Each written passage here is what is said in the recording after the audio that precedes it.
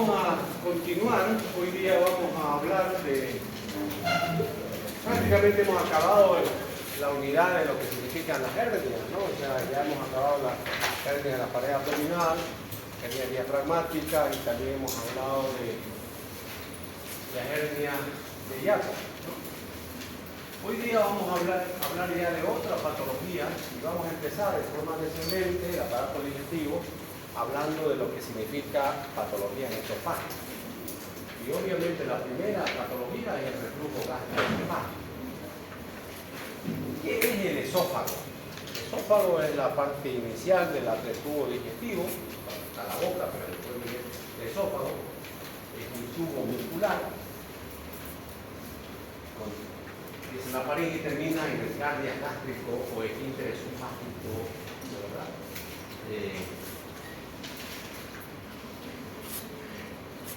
Inferior. En el esófago, para ver el esófago, hay métodos. O sea, yo puedo ver el esófago en la parte funcional, pero también puedo ver la parte morfológica. Una radiografía simple podrá permitir ver el esófago, no.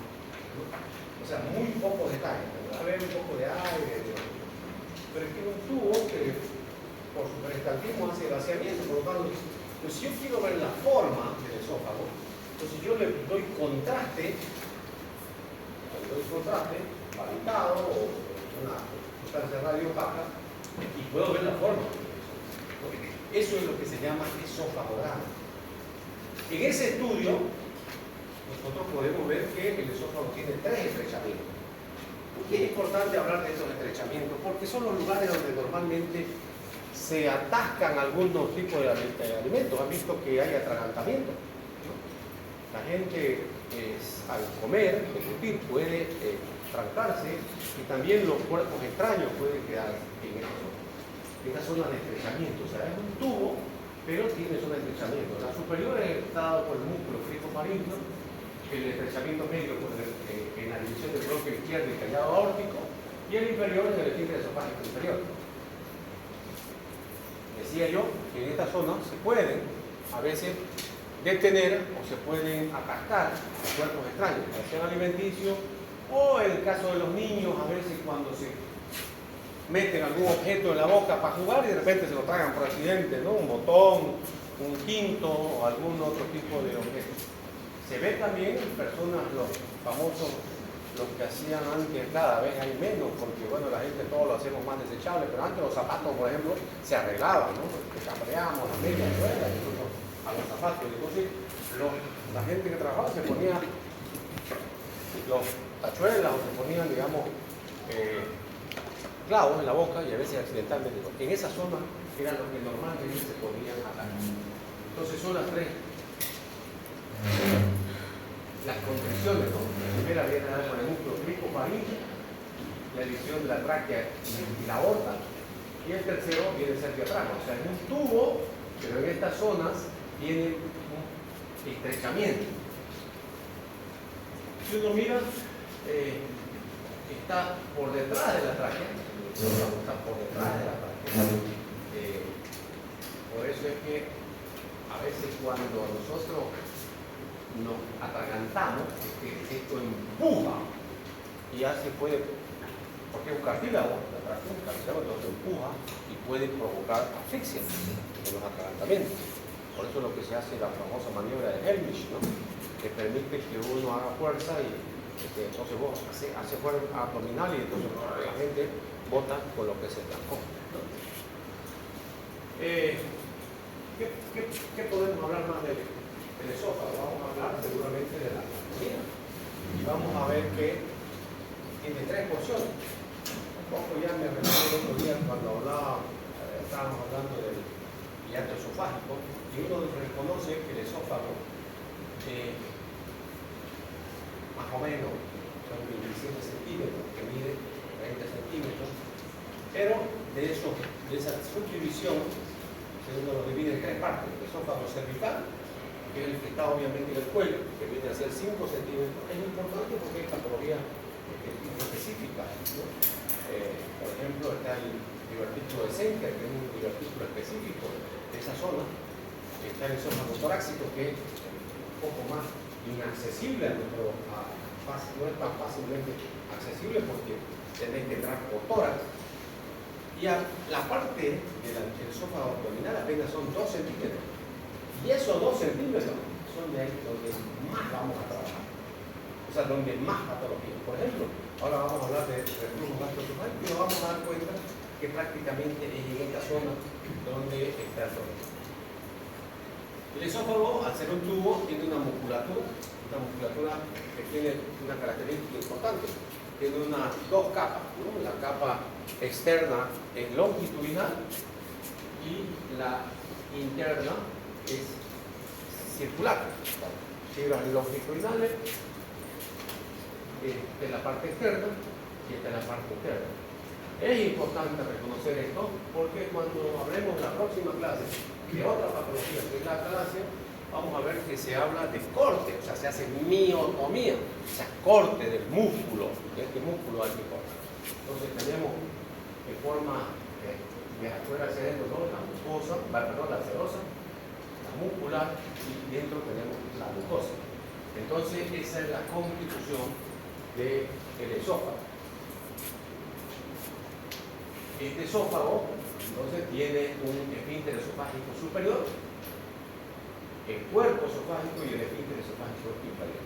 Este esfínter esofágico inferior es el que va a preponderar en este tipo de patología.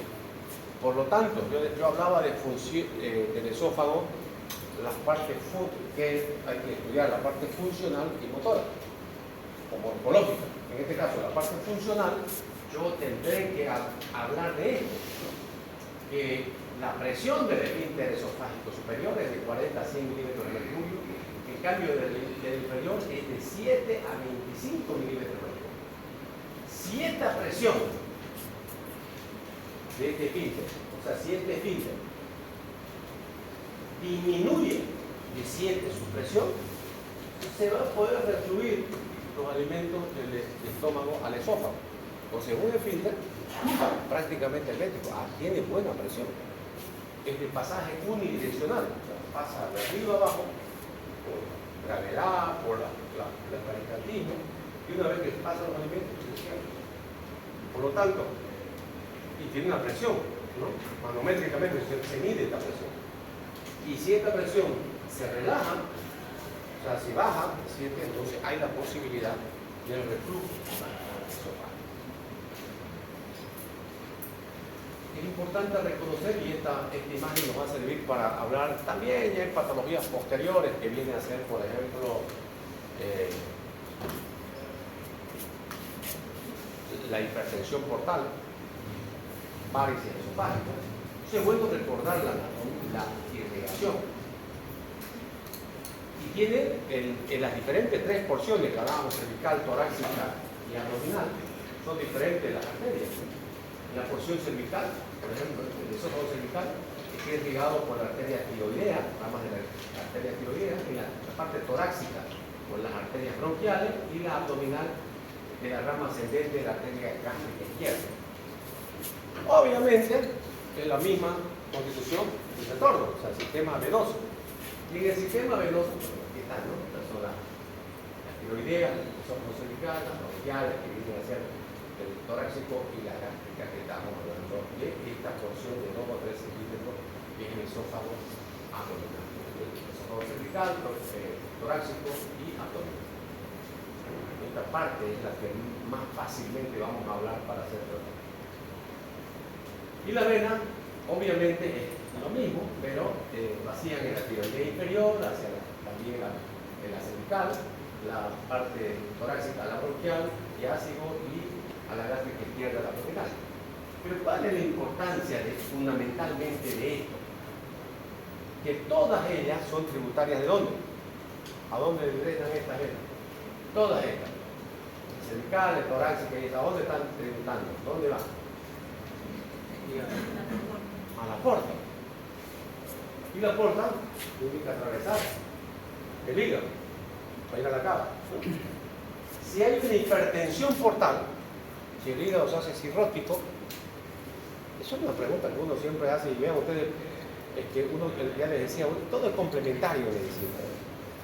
Anatomía, fisiología y fisiopatología. Entonces yo, cuando hablemos de varices, están viendo aquí varices esofágicas. Se utiliza la varices esofágica. ¿Por qué? Es que bebía mucho. Tiene que beber mucho con que tenga varices. ¿Qué hace? Pues cirrosis hepática, hace hipertensión portal. Entonces, si hace hipertensión portal, todo este sistema de drenaje que debería haber en la puerta no pasa y por tanto va para atrás y aparece la varice. ¿Ves? Entonces, esa es la lógica, porque también lo vamos a ver en hipertensión portal, pero ya es bueno que lo vayan asimilando porque es parte de la anatomía. Y la inervación obviamente está dado por los marcos derecho e izquierdo. Ahora entrando un poquito a fisiología, las contracciones peristálticas, o sea, el clearance o el vaciamiento fisiológico del esófago, ¿no? Esa contracción peristáltica impulsa el bolo alimenticio y prácticamente, o sea, por eso uno dice, no, por eso ya les decía el otro día del dolor que uno siente a veces cuando come anárquicamente, ¿no?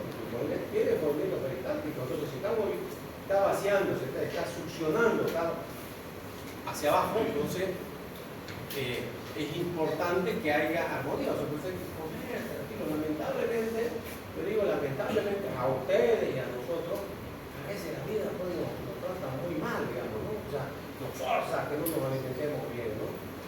Prácticamente comemos como delincuentes, ¿no? Entonces, bueno, así es bien. Si tomarse de esos tiempos, ni modo, ¿no? Por eso uno tiene que estar un poquito más tranquilo.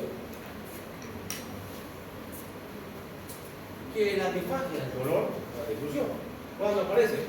Cuando hay distensibilidad esofágica. Cuando la distensibilidad esofágica se pierde a causa de alguna patología muscular. Por ejemplo, en la acalasia hay hipertonía de este esfínter esofágico inferior. Son dos patologías contrapuestas. En el reflujo gastroesofágico hay disminución, menos de 7 milímetros. En la acalasia hay hipertensión de ese esfínter. Por eso se llama cardioespasmo. Entonces, al ver alteraciones pueden tener dolor.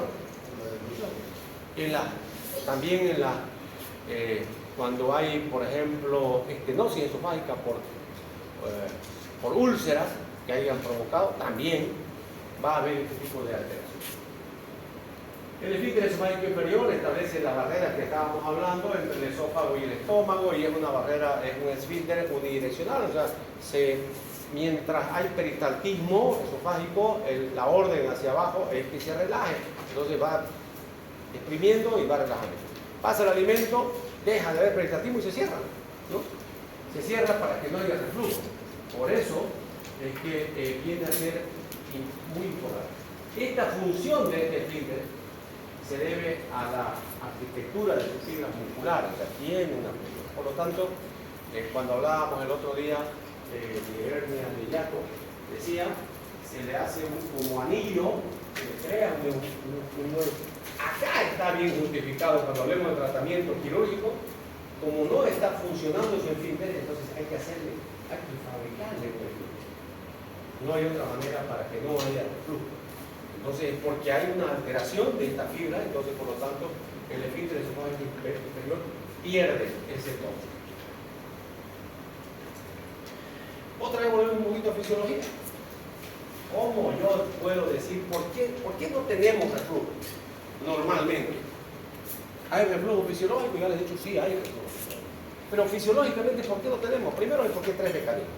Primero, el clearance, o sea, el movimiento peristáltico del esófago, que permite ese succionamiento, por lo tanto, es una capacidad mecánica efectiva para que haga que se vacíe, incluso por gravedad. Hasta instintivamente la gente dice, no lo eches cuando toman leche, ¿qué le hacen a los niños? Lo pagan, ¿no? Lo golpean, ¿no? Pues si lo echan, lo vomitan. Entonces, instintivamente nosotros estamos preparando para que ya haya ese movimiento peristáltico, que viene a ser el primer mecanismo antes del flujo. El segundo, que es el más importante, es la capacidad mecánica de este esfínter esofágico inferior. O sea, la primera viene a ser el peristaltismo, el vaciamiento, que hace de succión, expulsión, que hace el esófago. Y el segundo viene a ser ya ese mecanismo efectivo que tiene que tener ese tono. ¿En serio? Eso es fisiología. Entonces, si está entre 7 y 21, ya está, vos no tenés reflujo. Baja esa presión, seguro que vas a tener reflujo. Y el tercero viene a ser el reservorio o cámara gástrica. Cuando comemos, los alimentos pasan al estómago, se forma gas y se viene por anatomía a la parte del fundus gástrico, a la parte más alta. Eso empuja también un poco al esófago para que vean ustedes como obligándolo a cerrar, o sea, como por empuje ya no lo dejan que refluya, ¿ves? Entonces son los tres mecanismos. ¿De estos cuál es el más importante? La capacidad mecánica del esfínter esofágico. Decía yo, hay episodios de reflujo ¿quién de nosotros no, digamos, ha tenido alguna vez? A ver, por ejemplo, chupa y menta. Pero no una, ¿no? De repente dos, tres, digamos, cuando la tercera hace un eructo y se da cuenta, algo me hizo daño. El chocolate, también. Son la grasa, también. Disminuyen la presión del esfínter esofágico superior. No la han deshecho, o sea, no hay presión motora, digamos, ¿no? Pero le han quitado su fuerza, ¿no? Entonces, eso es importante que nosotros entendamos. Entonces, ese tono que tiene este esfínter esofágico inferior es modulado por mecanismos hormonales, neuronales, ¿no? Y hay, como decía, hay medicamentos, por eso se puede utilizar medicamentos también en el reflujo. Por ejemplo, los bloqueadores beta estimulan este esfínter esofágico inferior a cerrarse, por ejemplo. O sea, vos le das medicamento y el reflujo se debe utilizar eso. Y los bloqueadores alfa disminuyen la presión, o sea, sin darte cuenta, a veces por otra patología le das ese tipo de medicamentos y el paciente puede tener reflujo. Entre los alimentos, decía yo, la menta, chocolate, café, alcohol, la grasa, disminuyen la presión. ¿Cuántos de nosotros hemos escuchado de repente a nuestras madres o a nuestras tías escuchar decir a los niños, no comas mucho chocolate, vas a vomitar porque se te va a fregar el hígado? Claro, lo más lógico, si uno no sabe, ¿no? ¿Y por qué vomita después de comer chocolate? ¿Por qué es mentira lo que dicen? No.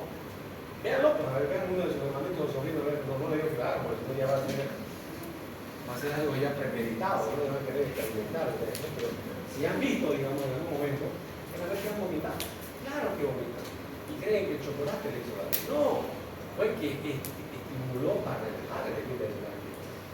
Nosotros, estamos mayores, por ejemplo, cuando comes mucha grasa, vas a tener ese tipo de problemas.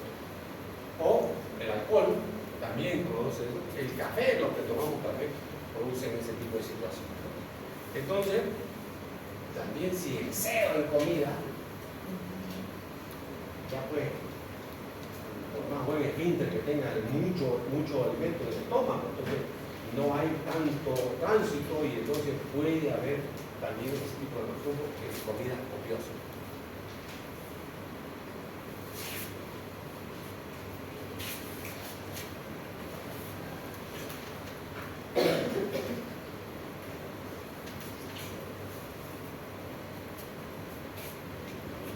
Y al revés, si hay situaciones que los relajan, hay situaciones también que favorecerían. Por lo tanto, ¿para qué nos sirve esto? A mí yo ya puedo decir a una persona que tiene reflujo que puede disminuir o aumentar los síntomas de reflujo. Lo otro, hemos dicho que se les puede aumentar. O sea, un paciente que tenga reflujo, lo primero que tiene que decirle es que no coma chocolate, que no tome menta, que no tome café, que no tome alcohol, que no coma mucha grasa. Pero hay productos que más bien aumentan, por ejemplo, las proteínas. No está mal. Entre los medicamentos decíamos la doperidona, metoprolopramida, cisaprina, son procinéticos y al mismo tiempo hacen aumento del doble. Entonces, aquí está el resumen de datos, los que aumentan y los que disminuyen. ¿Cuáles aumentan y cuáles disminuyen? Entonces, está claro. A un paciente, vos tendrías que decirle comer más huevo, comer más otro tipo de proteínas, ¿no? Pero tienes que proscribirle que tome Coca-Cola, que tome café, que tome menta, que tome ese tipo de cosas. Esa es la fisiología, ¿no? Esto es lo normal. Tenemos el esófago, el paciente tuvo contracciones, el esfínter está funcionando bien, pasa el alimento, aquí está la cámara gástrica, entonces como se produce esto, empuja también para acá, para que no. Entonces, por resultado, los alimentos llegan, quieren subir y otra vez se vuelven esto es lo normal. Esto es una persona absolutamente normal. El reflujo es completamente diferente. ¿Ves? Entonces sucede que de los tres procesos fisiológicos que decíamos, el más importante es la incompetencia de este esfínter esofágico inferior. Entonces, la incompetencia de este esfínter hace que ya no en condiciones fisiológicas, porque ya no estamos hablando de que comiste menos, no, ya comer cualquier cosa, estás comiendo hasta proteína de repente, pero sentís vos que el alimento se te mueve. Porque el esfínter esofágico inferior tiene menos de 7 milímetros de mercurio, por lo tanto ya no contiene. Puede tener buen peristaltismo, puede tener, claro. ¿Qué le indicaría si tiene estos síntomas a tu paciente? ¿Qué le indicarían ustedes en medidas higiénico-dietéticas? ¿Ya le hemos hablado ahorita? ¿Qué le dirían? Claro, ¿no? Le daría dieta hiperproteica, le diría que no coma grasa, le diría que no tome alcohol, que no tome chocolate, que no tome menta. Por último, me puedo adelantar también al tratamiento, ¿eh? Como quiero mejorar, que no, o sea, claro, si me echo inmediatamente a almorzar después, a todos nos gusta hacer siesta, ¿no?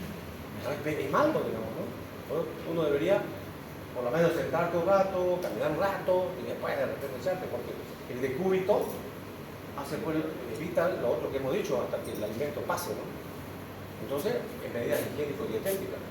Y van a ver que eso va a ser las indicaciones que vamos a hacer. ¿Mejoran al paciente? Mejoran. Muchos de esos pacientes no acaban en cirugía si vos le indicas lo que estamos diciendo. El problema está que vos a veces no sabes explicar o no sabes qué es lo que debes hacer. Si ya tu paciente viene con estos síntomas, entonces vos tenés que hacer diagnóstico, ¿no? Entonces lo ideal, obviamente, es que penséis en hacer una endoscopía, pero ya les decía, tenemos que la endoscopía te puede permitir muchas cosas, pero eso es morfológico, la forma, pero hay que ver, hay que preguntarse si hay anormalidades de la estructura del esófago o de la función del esófago. Entonces, para ver la estructura, voy a pedir una endoscopía. Sí, claro, perfecto. O una radiografía con varios, que decíamos, un esofagograma, o sea, un estudio del esófago con contraste. Ya de hecho, no, sí, tiene que ser con contraste para que podamos ver. Entonces esto nos va a permitir, la endoscopía o la radiografía contrastada, nos va a permitir ver la forma estructural del esófago. Pero yo quiero ver cómo voy a saber pues, con el endoscopio. El endoscopista me puede dar alguna idea de que haya una incontinencia del esfínter. ¿Qué me dirá? Al pasar de la transición esófago-gástrica se pasa sin dificultad, por ejemplo, me puede decir. O se nota flaccitud, ¿ya? Me puede decir. Pero de repente él no estaba buscando eso, ¿no? Entonces mira nomás si hay lesiones, si hay cáncer, si no hay esofagitis, nada más. Entonces yo, como ya estoy hablando de síntomas, debo hacer pruebas funcionales. Entre eso está la manometría, por ejemplo, para ver que puede ser estacionario. Es como si yo tome la presión arterial a un paciente una vez. Eso sería un estacionario.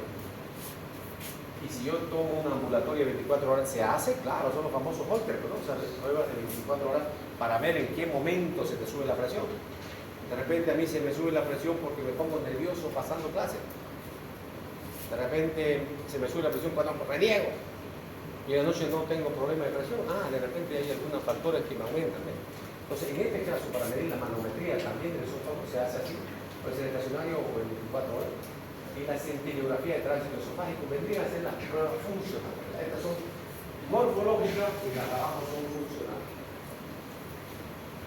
Aquí estamos viendo, ¿te acuerdas cuando hablábamos de hernia de hiato? Entonces decíamos las pruebas morfológicas. Y entonces por el tránsito estamos viendo parte del estómago dentro de la cavidad torácica, ¿no?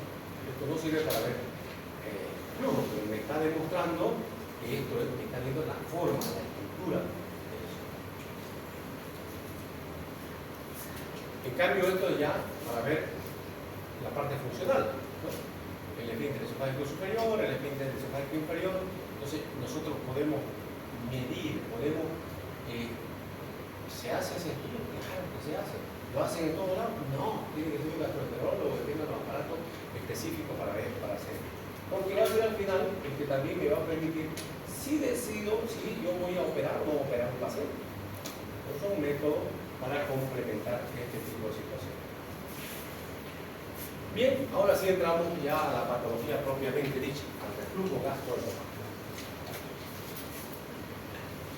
Si yo tengo, o sea, como enfermedad, si yo tengo un reflujo, ¿tengo la enfermedad? No, es como si yo te dijera que yo tengo divertículos, eso es diverticulosis. ¿Cuáles son las complicaciones de los divertículos? Que se pueden perforar, que se pueden inflamar o pueden sangrar, ¿eh? Entonces yo puedo tener reflujo, pero no puede ser que no tenga la enfermedad del reflujo gastroesofágico. Entonces, el reflujo gastroesofágico ocasiona casi el 75% de los padecimientos esofágicos. O sea, si te molesta algo en el esófago, puede haber cáncer, puede haber, decía yo, varices esofágicas, puede haber divertículos, puede haber pólipos, pero son lo menos. O sea, vean ustedes, menos del 25%. El 75% de las patologías son atribuibles a esto, reflujo gastroesofágico. Entonces se produce o se presenta con síntomas primero típicos. Los típicos vendrían a ser náusea, vómitos, indústero postprandial, dolor torácico, atragantamiento. Son signos típicos. Pero hay signos atípicos. O sea, yo puedo tener signos atípicos, por ejemplo, tos crónica, similancia y disfonía. ¿Cómo esto me van a decir, no? Estamos hablando de esófago, ¿cómo me van a hablar de que un paciente? Claro, si estamos hablando de que hay reflujo, yo por lo menos alguna vez he tenido reflujo, yo no cuando estás durmiendo, tienes reflujo, y de repente estás durmiendo, despertás ahogado. Su parte del reflujo no solamente vino hasta el esófago, de repente avanzó más porque estaba en el cúbito, que puede querer pasar algo, o pasa 1 o 2 centímetros a la vía aérea, ya está desesperado. Pero con el paso del tiempo, este paciente puede acabar teniendo bronquitis, otro tipo de patología, y empiezan especialmente en niños, cuando no se hace buen diagnóstico, empiezan a tratarlo por ese problema. Y cuando al final el niño, los niños también pueden tener reflujo.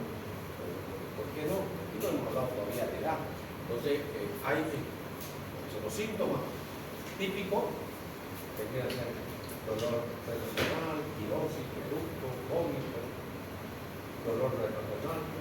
Y los atípicos son los pulmones. Son atípicos porque no les correspondería. Pero existen en algunos pacientes.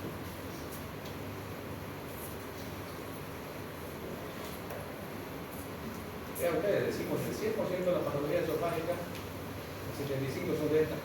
Y aún así, no le hacemos diagnóstico. ¿Por qué? Porque la mayoría de los médicos somos solamente de signos y síntomas. No tenemos que ser médicos de patología. Han visto que muchas personas van a la farmacia y le dicen, doctor o doctora, la que está vendiendo, tengo un poco de ardor que tomo, dice, no, para ir al médico. Y aquí en Bolivia se vende. Si no me he preguntado nada más, tiene omeprazol, le vende omeprazol. ¿Ven? O le da un digestivo y no le preguntó otra cosa. O sea, eso hace este tipo de problemas, ¿no? Entonces, a pesar de que es altamente prevalente, hay muchas veces que tardamos en hacer el diagnóstico y ojo, eso te puede desencadenar que después tu paciente ya venga mucho más complicado. Por eso tenemos que ser, decía yo, médicos de salud. La primera vez, si de repente ustedes me dicen, han tenido pirosis, yo voy a decir, pensar que fue fisiológico, se lo digo de verdad. Y le podría dar de repente una doperidona, una antibiótica, y le voy a decir que no hay. Pues si vuelven a los 3-4 días o a la semana con lo mismo, ya no le puedo repetir la cosa. Tengo que hacerle necesariamente estudios, tengo que ir al diagnóstico. Entonces, cuando ya denominamos como enfermedad de reflujo gastroesofágico, o sea, ¿de qué? Es cuando hay los síntomas clínicos, o sea, pirosis, ¿no? Dolor renal, eructo, vómito, pero fundamentalmente ya hay lesiones anatomopatológicas como consecuencia de ese reflujo. Porque la otra cosa solamente es un reflujo, o sea, no es un reflujo, no es una enfermedad todavía, porque puede ser fisiológico. Se convierte en enfermedad, reflujo gastroesofágico, cuando tenés esos síntomas y endoscópicamente se demuestra que ya tenés alteración. Algún tipo de eso. Entonces, vean ustedes, mientras más tardemos, de repente es mucho más grave para el paciente.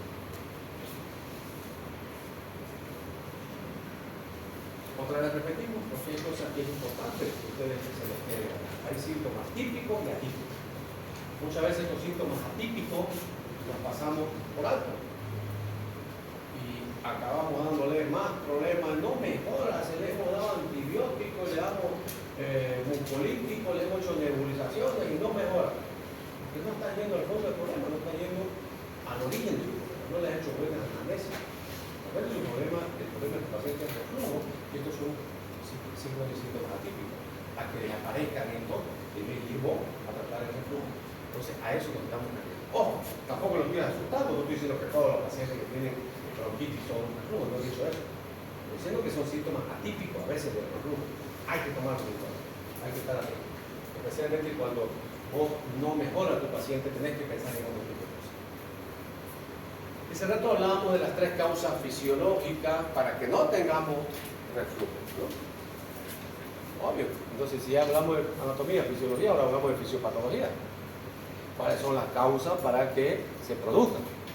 Entonces, la primera, la más importante, es la incompetencia de ese esfínter esofágico inferior. O sea, no cumple su función. Las fibras no están con buen tono y por lo tanto ese paciente se relaja el esfínter esofágico inferior y no tiene esa presión adecuada. Por lo tanto, esa es la primera causa.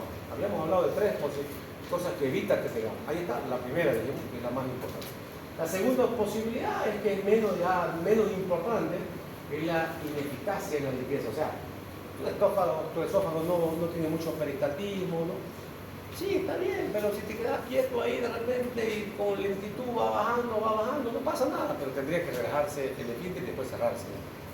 Entonces, pero también puede ser.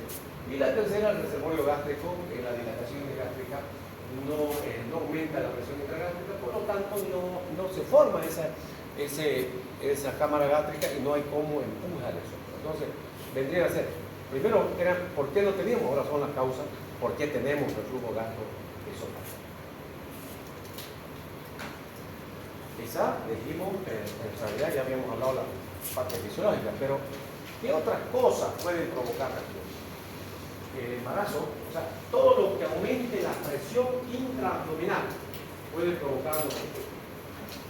Un tumor que ha ido creciendo de a poco puede provocar, claro, a veces un mioma, quiste, vamos a hablar de quiste de mesenterio, a veces empiezan 3 centímetros, la gente no se hace problema, va creciendo, y cuando va aumentando la presión, la ascitis, el embarazo, que no es patología, pero provoca, ¿no? Muchas de las mamás a veces se quejan de eso, ay, no puedo comer mucho viajar, claro, ya ha pasado, está bien su esfínter, no tiene problema, pero el útero ha ido ganando espacio, entonces aumenta la presión. La estenosis pilórica, ¿qué es la estenosis pilórica? Ya vamos a ver de aquí unas 3, 4 clases cuando hablemos después de úlcera gástrica, vamos a hablar de úlcera duodenal, y esa úlcera, las complicaciones, yo decía hace rato ya, que ya estoy adelantándome a algunas cosas que son muy importantes que no deben olvidarse. Y son preguntas siempre de examen, ¿no? ¿Cuáles son las complicaciones de los tiroartículos? Ya dije, ¿no? Inflamación, perforación o hemorragia. Y las úlceras, ¿cuáles son sus complicaciones? Hemorragia, la primera, perforación y estenosis, u obstrucción, especialmente las duodenales. Eso es lo que es una estenosis pilórica.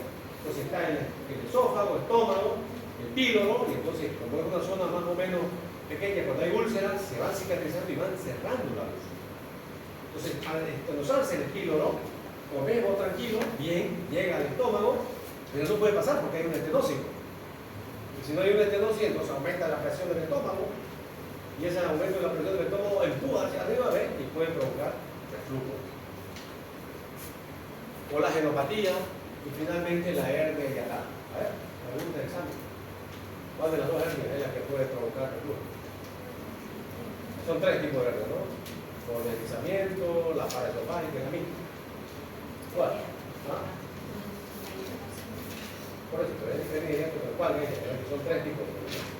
Hay la por deslizamiento, la paraesofágica y la misma. ¿En cuál asciende el esfínter esofágico superior al tórax? Por deslizamiento. Ahí se puede provocar reflujo.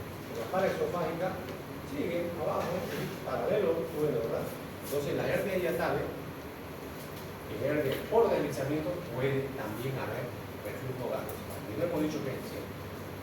Entonces, los síntomas típicos están la pirosis, que puede provocar dolor o satisfagia, pirosis, dolor retroesternal. Eso es lo que se queja la gente. Y tiene su término, ¿no? La gente a veces dice vinagrera, o sea, como si fuera de vino, acidía. Porque claro, de repente yo digo pirosis, wow, tiene pirosis, y de repente el paciente, ¿por qué tiene que saber qué es pirosis, digamos, ¿no? Yo tengo que preguntarle de acuerdo a el nivel sociocultural del paciente. Entonces, el paciente en concreto, lo que tenés que entender es que te va a decir sí, me arde, atrás, eso es lo importante, ¿no? Hay regurgitación con sabor ácido, que se va a diferenciar del vómito porque no está precedida del esfuerzo, y de la regurgitación de la acalasia porque en realidad en la acalasia vamos a ver que no hay regurgitación, es una pseudo regurgitación, porque regurgitar es que pase del estómago otra vez del esófago. En la acalasia del esófago el esfínter esofágico se cierra tanto que los alimentos se han quedado en el esófago y no han pasado al estómago, pero el paciente lo siente el rato otra vez en la boca. Pero eso es una pseudo regurgitación, ¿no? Porque no, pero en la descripción semiológica del paciente dice, porque vos no has visto, ¿no? O sea, no estás viendo de dónde, entonces nos dice que es regurgitación.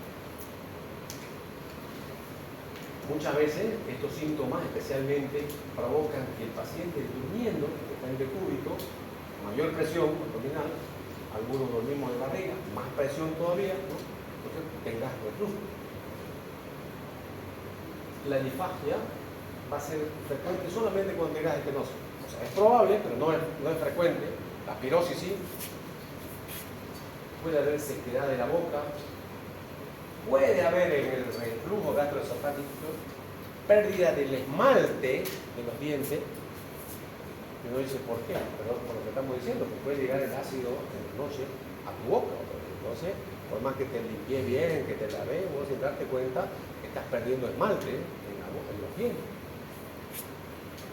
Y finalmente puede haber también sangre oculta por úlceras de la mucosa esofágica. Eso, sangre oculta en ese, obviamente, pero eso ya es cuando tenés flujo, esofagitis, y la esofagitis se provocó úlcera esofágica. En esos casos, obviamente en un reflujo no vas a encontrar si no tienes complicaciones. Para que haya sangre oculta en ese va a ser porque ya ha habido una úlcera o hay una úlcera en eso. Entonces, y los atípicos son los que es importante que los reconozcan porque pueden ser, como ya decía, puede haber bronquitis asmática, tos crónica, úlcera en la garganta, laringitis crónica. Entonces son pérdida de esmalte de los dientes, globo histérico, o sea, no son propias, pero a veces te das cuenta por eso. Vamos a hablar en su momento de pancreatitis, pero vean ustedes cómo uno se va a lo común ya, pero medicina tiene eso, pues las misceláneas, ¿no? Medicina no es 2 más 2, 4. Medicina es medicina. Yo me recuerdo ahorita, cuando estoy viendo de estos casos atípicos, una señora que la operamos porque vino con un dolor tipo cólico, parecía una colecistitis, y llegó vomitando, la preparamos, una nasogástrica, 2 días, chalinga la paciente, pero ella ya no quería saber del dolor y dijo, ¿qué tengo? Usted tiene la vesícula, la operamos, de acuerdo con mi jefe, yo estaba en ese tiempo en la residencia todavía, fue operada, la operamos a la señora, y se fue a su casa, tranquila. A los 2 días, vuelve igualito que cuando vino la primera vez. Dolor y vómito. ¡Wow! ¿Qué pasó? Lo más probable es que se haya escapado un cálculo, se fue al coledo que te provocó pancreatitis. Otra vez, dieta cero, zona nasogástrica y NSP, no había cálculo, pero con lo que no comió la señora 2 días o 3 días, estaba con sonda, desapareció el dolor.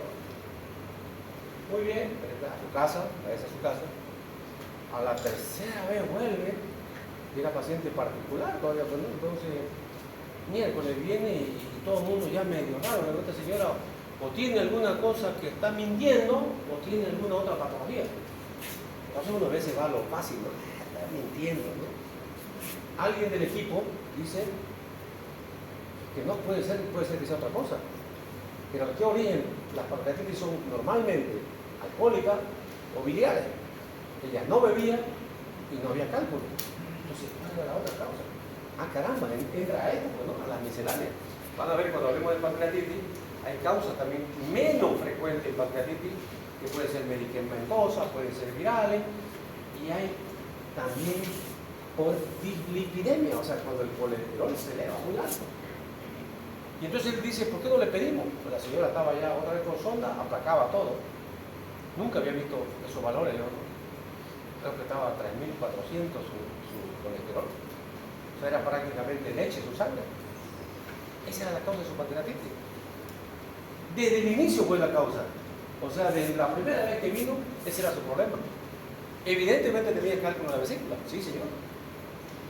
Pero vieron ustedes que sacándole los cálculos no solucionando el problema. O sea, ella tenía... En esto también hay que pensar en medicina. Claro, si está todo claro, ¿para qué vas a pensar en esto? Pues no. Pero estoy diciendo que cuando las cosas se te van complicando, pensar. Una vez podés dar tratamiento, pero si tu paciente sigue igual, tenés un diagnóstico, pensar en diagnóstico diferencial o pensar en otras cosas, y de eso se trata de estos síntomas atípicos de reflujo gástrico. Es la cara típica de una persona que está con esto. Si lo vemos a este señor y yo lo veo así, y agarrándose la boca del estómago, en la región precordial, hasta podría pensar que se está infartando, ¿no? ¿Ves? Ahora le preguntaré, pues no, otras cosas, ¿qué pasó? Entonces, pero esa es la cara de angustia, de dolor, porque así viene el paciente. Entonces, ¿cómo hacemos? Lo vemos al paciente, vamos a hacer una evaluación sintomática, hacemos la endoscopía, es el método de elección, y obviamente para evitar el tamaño. El mismo endoscopio nos puede permitir, si hubiera alguna alteración media dudosa, media rara, que vos podás pedir biopsia. O sea, vos podés pedir una biopsia. Entonces, también para eso sirve la endoscopía. Luego de que ya hay esa posibilidad, pues queréis verla por forma más clara, hacer una evaluación radiológica, incluso se le hace pruebas por el mismo contraste, parado, echado, poner un poco de pie, o sea, para que refluya, entonces de acuerdo a la hora, porque ya en una persona fisiológicamente normal no debe haber reflujo, ¿no? En cambio, si yo le doy contraste y después de 30 minutos le digo, echate otra vez, y lo pongo patas para arriba en la radiografía, ¿se puede hacer? Claro. Las mesas se pueden mover, entonces eso puede permitir hacer diagnóstico. Luego podemos, una vez ya confirmado, hacer las, decíamos, pruebas fisiológicas, radiografía o manometría, puede ser estacionaria o de 24 horas, pH-metría, ¿no? Entonces, no estoy diciendo que vamos a acabar en todo esto, pero si yo quiero diagnosticar en alguien en primera instancia, tengo que hacer copia fundamentalmente para estar con mi diagnóstico claro. Diagnósticos diferenciales de este tipo de sintomatología, trastorno de la motilidad esofágica, puede haber alguna colágenopatía, decíamos, la acalasia esófago, la úlcera péptica, ese paciente que estaba ahí parecido, ese señor puede parecer también una úlcera duodenal, una úlcera gástrica, entonces la colelitiasis o la colecistitis, el cólico biliar, esofagitis erosiva, angina del pecho. Si yo está entre mi diagnóstico esofagitis o úlcera, reflujo gastroesofágico y angina de pecho, ¿qué debo hacer primero? ¿Qué tengo que hacer primero? ¿Ah? ¿Qué hago primero? ¿Endoscopía o electro? Electro, ¿no? Hay prioridades de vida, ¿no? Un paciente seguramente con una esofagitis no te moría en rato. Pero si dejas que siga avanzando una angina, eso, el olfato que tiene que tener. Un buen médico tiene que tener olfato, tiene que tener ese estar con las antenas bien paraditas ante la posibilidad de complicación de tu paciente. El otro día les contaba el caso de él, el señor ese que tuvo un accidente y lo catalogaron como borracho. No, un buen médico tiene que estar con la antena bien puesta. Nunca consideren que una alteración del estado de conciencia es por alcohol. Esa es la última causa, o droga. Esa es la última causa. Cualquier alteración del estado de conciencia, atribuirla a hipoxia cerebral. Falta de oxigenación. Ah, ¿viste? Porque si no le pones oxígeno, en 5 minutos el paciente ya está listo para la foto, con daño cerebral.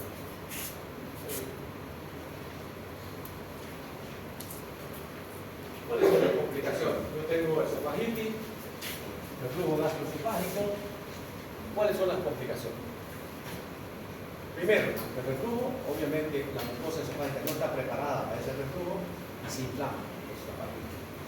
Ese esofagitis puede provocar úlcera, puede cicatrizar, que puede provocar estrechamiento. Esa misma úlcera se puede transformar y provocar en un nuevo epitelio del esófago de Barrett, que es una lesión preneoplásica.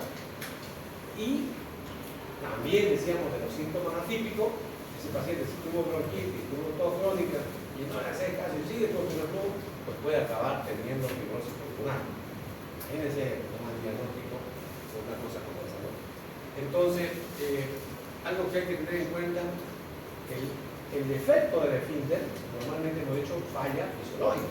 Por lo tanto, el defecto mecánico del esfínter siempre es primario, o sea, no es consecuencia, digamos, de la esofagitis que se pegó su esfínter. Más bien es al revés. La alteración del esfínter es que provoca esofagitis. ¿Ya? La ocurrencia y gravedad de las complicaciones depende de la presencia o no de un esfínter con defecto mecánico. El epitelio de Barrett se produce y puede volverse displásico a adenocarcinoma entre un 0,5% a 10%. Tener esofagitis o reflujo y después acabar con cáncer es una posibilidad. ¿Cómo? Si no era benigno se podía curar. Más que no. Cuando hablemos de coleritiasis, vamos a ver que una de las complicaciones de la coleritiasis también es la pancreatitis. De la pancreatitis, el 20% se convierte en causas clarísimas que te puede tocar muerte. Con un calculico dice usted. Sí, por no haber tratado de vesícula. Tampoco estoy diciendo que todo acaba en eso, estoy diciendo una de las posibilidades. O sea, hay cosas que se pueden prevenir. Y yo podría prevenir el cáncer de esófago si de repente trato el reflujo gastroesofágico. Esto es endoscopía. Esta es la parte normal del esófago. Y vean ustedes cómo está esto, como si se haya quemado, ¿no? Como si se haya echado agua hervida. Claro, porque es una mucosa que no está preparada para ese tipo de situación. Puede ir transformándose. Después de un tiempo, este mismo paciente, después de un tiempo, puede acabar con esto. Ya una epitelización alterada, signos de úlceras crónicas que han ido cicatrizando. O sea, no podés aguantar que llegue un paciente así. No es lógico, no deberíamos permitir. Y puede acabar con el esófago de Barrett de los cánceres. Era lo que decíamos. No queremos ser extremistas. En otros países, cuando se hacen estudios, y vos sos médico, el médico de cabecera, en otros países viene a ser el médico general. Y no es una persona cualquiera, es una persona experta, el médico de cabecera.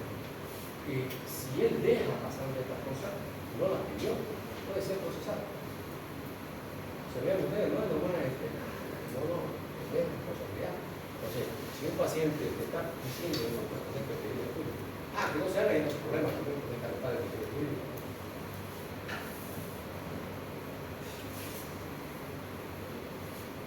Entonces acá también, este ya es un paciente patológico. El reflujo de primera instancia provoca que este tubo gástrico, la acidez, a una mucosa que no está preparada, le inflama, le hace esofagitis. Esa esofagitis puede acabar en úlceras, sangramiento, una úlcera, otra úlcera acá, otra úlcera. También puede ser que con el medicamento vaya cicatrizando esa úlcera y esto va a provocar después que esterosis. Se puede cerrar el esófago si es que antes no hizo cáncer. Entonces, acaban mucho estos pacientes en este tipo de cosas. Verse Skinner propuso una clasificación que hay, bueno, actualmente la mayoría de las pruebas de los estudios se hacen endoscópico, biopsia y ahí tenés la clasificación. Pero antes era más macroscópico, y entonces se hablaba de hiperemia y de la mucosa. Por lo tanto, en primera instancia, el endoscópico se puede decir que la clasificación de Verse Skinner tiene una clasificación 1 porque solamente tiene hiperemia, pero va a hacer biopsia y va a tener que mandar a patología. Después puede haber ulceraciones en la mucosa, ulceraciones profundas, hasta acabar, por ejemplo, se decía masculosis, porque esto es macroscópico. ¿Cuál es el tratamiento médico? Ya lo dijimos cuando hablábamos de fisiología. Ustedes ya lo saben, ya pueden decir. Entonces, si yo tengo un paciente que tiene esos síntomas, yo le puedo decir primero que no coma pues, cosas condimentadas, no tome café, no tome chocolate, no coma menta, y le voy a indicar incluso que suba su cabeza, perdón, no que la cabeza, la cabecera de la cama, que la eleve un poco, unos 2 ladrillos, para que por si él se mueve, entonces igual depende del médico. Eso evita el reflujo.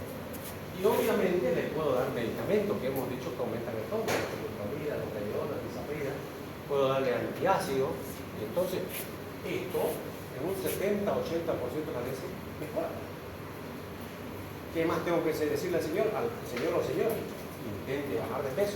Lo más fácil a la persona que tiene sobrepeso, nos dicen, baja pues de peso, como si fuera facilingo, ¿no? Ya van a saber que cuando tengan sobrepeso alguna vez si es fácil bajar de peso, no es fácil. Por eso que hay cirugía ahora para bajar de peso, ¿no? No es fácil. Pero claro, para nosotros es fácil decirlo, ¿no? O alguien que es delgado decirle, subí de peso, tampoco le cuesta. Entonces, pero claro, uno le dice, ¿qué le puedo decir a esa persona? Primero, que aprenda a comer. Si tiene reflujo, dijimos también, el comer copiosamente puede provocar reflujo. Entonces, ¿qué le voy a decir? No coma mucho. Coma menos y fraccionado si quiere. En vez de comer un platango a las 12, que coma un tercio, y a las 3 de la tarde o 2 de la tarde que coma el otro tercio, y a las 6 de la tarde el otro tercio, entonces no completa la llenura. Entonces son medidas médicas, clínicas, que ayudan a hacer. Por lo tanto, la cirugía viene a ser un 20-30% de necesario. ¿En qué paciente? En estos pacientes que no responden. El paciente le hace todo esto y te dice, ya para doctor, déjense de correr, que yo no estoy comiendo chocolate y sigo sufriendo, no tomo café, no bebo, y sigo, pues tenés, para eso estamos hablando ahora de la cirugía, ¿no? Entonces, para realizar procedimientos de reflujo es necesario confirmar que esta manifestación se debe a que hay una alteración de ese esfínter esofágico inferior. Y lo que se debe hacer, si estamos hablando de que hay una incompetencia de ese esfínter, es el esfínter. Entonces, por eso se llama que es una técnica antirreflujo, que el otro día ya la mostramos, pero es una cirugía. Todas estas se pueden hacer, todas estas son diferentes, pero todos son castoprocea purificatura de la parábola, esta es la misma, ¿no? Pero en realidad la ideal, la que más hacemos todos, la que mejores resultados da, es la fundoplicatura de Nissen, que es una técnica natural. Antes la hacíamos abierta, ahora no, el mayor porcentaje se las hace por vía laparoscópica. Esta cirugía es durable y efectiva en un 91% de pacientes a 10 años, o sea, fantástico, el resultado fantástico. Por lo tanto, las otras, ¿no? Ya está, pues el que quiera hacerla, nada, veremos cuál es. Dice que la mejor técnica es la que vos sabés hacer. Pero si estadísticamente a nivel mundial se demuestra que una técnica tiene tal resultado favorable, no seas cuerdo, ya, aprende esa técnica también en favor del paciente, ¿no? Esa es la mejor técnica actualmente. ¿Y en qué consiste? Ya puede ser, esta era la cirugía convencional o abierta, actualmente laparoscópica. En ambos casos es lo mismo que le mostraba el otro día. Entonces, lo que se hace, aquí está ya por vía laparoscópica, aquí está el estómago, ¿no? Entonces estábamos hablando del esófago cervical, torácico, los 2 o 3 centímetros del abdominal. Y entonces, aquí está el problema, este esfínter es incompetente. Entonces, lo que se hace, se libera la curvatura mayor del estómago, se libera se esqueletiza el esófago para que puedas atravesar por detrás. Entonces, lo que se va a hacer para crear un nuevo esfínter es pasar el fondo del estómago por detrás del esófago, traerlo otra vez aquí adelante y hacer esa fundoplicatura de Nissen. Dice, hasta su nombre está diciendo fundo, el fondo del estómago, y plicatura es plegar el estómago. Y le pone el nombre de Nissen porque pues dicen el que vivió. Quieren que su nombre perdure, viviremos nomás y hagamos una técnica. Entonces, eso es lo que se busca hacer. Acá vean ustedes, ya se ha esqueletizado, se ha liberado. ¿Se acuerdan cuando hablábamos de la hernia de hiato? Si está amplio, podría cerrarlo, ¿no? Pero no es la solución esto, porque el problema no estaba acá, sino en esta incompetencia de este esfínter. Entonces, este fondo gástrico lo vamos a pasar por atrás y lo vamos a traer otra vez adelante para que para aplicar o para unir este fondo con el mismo estómago, ¿no?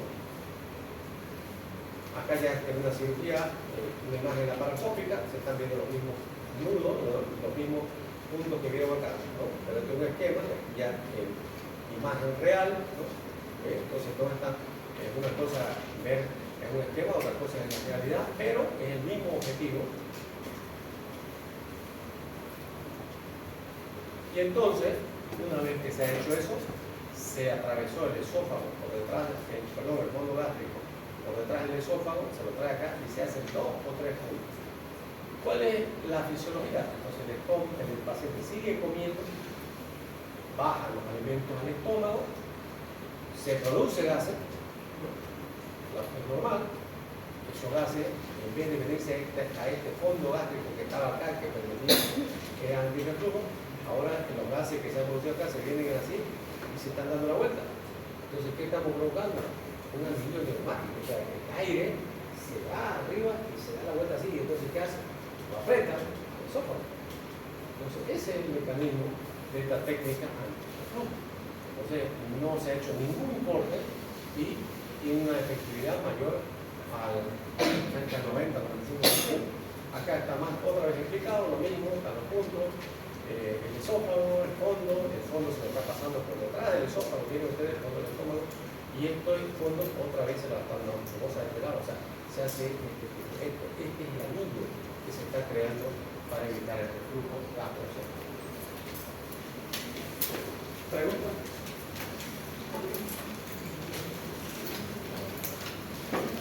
¿Ya pregunta? Cuando hay preguntas, dice hay 2 posibilidades siempre, ¿no? Yo me voy a quedar la que va a ir a favor mío, porque también puede ser que no entendieron nada, esa es la otra. Así que yo me voy a quedar con la otra siempre. Por lo tanto, me olvidé.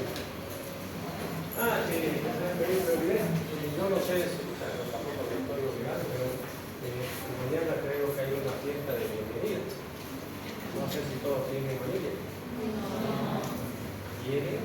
Sí. Ya, ¿a quién se puede hacer cargo y me busca mañana? Pero ¿cuántos somos más de 100?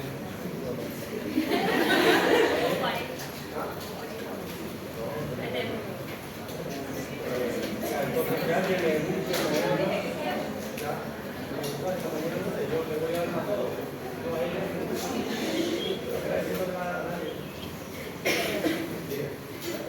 ya, yo le traigo a ella, le voy a darle unas 90. ¿Ya?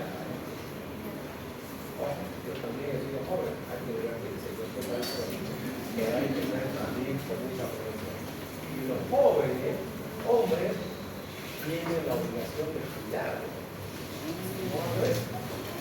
Entonces, yo te digo la verdad, todo de verdad, no puedo saber que las mujeres van a estudiar, son más mujeres. La mañana me hacen acuerdo para que ya después sean, porque yo tengo una ciudad de día, porque esta de